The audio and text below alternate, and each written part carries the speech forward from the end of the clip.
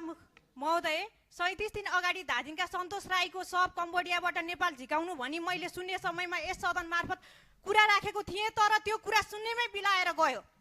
मलाई लाग्थ्यो सदनमा कुरा राखेपछि त्यो कार्यान्वयन हुनेछ, तर एउटा सांसदले एउटै कुरा लिएर मन्त्रीदेखि सचिवको ढोका ढोकामा चारेर कहिलेसम्म हिँड्ने सभामुख महोदय?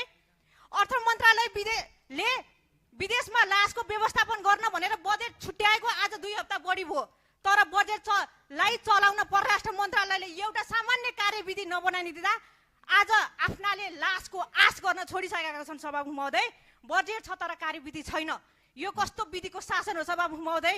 कि त विदेशमा अलपत्र परि मरेका जति यो देशको नागरिक होइन भनेर सभामुख महोदयले यो राज्यले घोषणा गरिदिनु पर्यो, होइन भने तुरुन्त लास झिकाउनु पर्यो।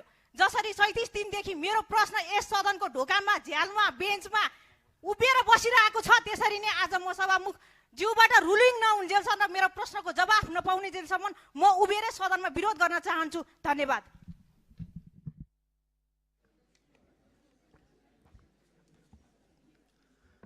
मान्य सदस्यहरू, मान्य सदस्य गोपाल शर्मा र मान्य सदस्य आशिका तामाङबाट उठाइएको विषयमा 3 दिनभित्र सरकारलाई यसको जवाफ दिनको लागि निर्देश गर्दछु।